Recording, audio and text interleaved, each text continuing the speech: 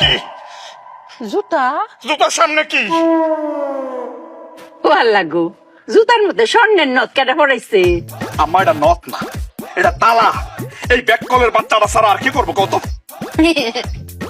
ওহো মায়া, জুতার মধ্যে তালা লাগাইছো কেন গো? অনেক বুদ্ধি কাটিয়েছি মায়া।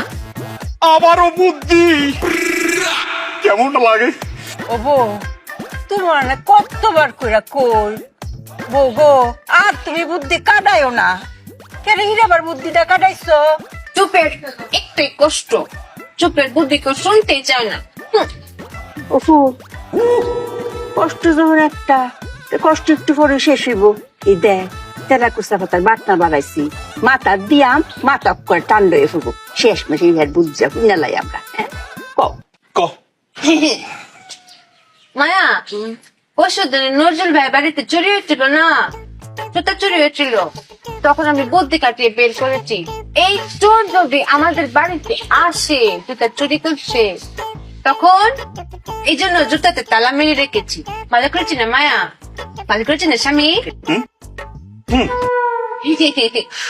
বুদ্ধি গো মায়, তুমি অনেক বুদ্ধি কাটাইছো।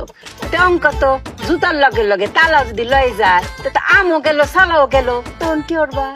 আম চালা না মায়া, জুতা আর তালা। ওই তো এখন জুতা আর তালা গেল, তখন কি হইব? এখানেই তো মায়া বুদ্ধি দিয়ে তব্দা লাগিয়ে ফেলেছি। কি বুদ্ধি শুনবেন? শুনেন, আপনার বুদ্ধি পারবে। স্বামী তুমিও শোনো, এই বুদ্ধিটা ব্যবসায় কাজে লাগিও। চোর যখন জুতা নিয়ে যাবে, জুতা নিয়ে গিয়ে পায়ে পড়বে, পরে কি হাঁটতে পারবে? হ্যাঁ পারবে। পারতো না। স্বামী পারবে না, কেন পারতো না? কারণ তালা লাগানো। এই তালা তো খুলতে হবে, খোলার জন্য চাবি লাগবে।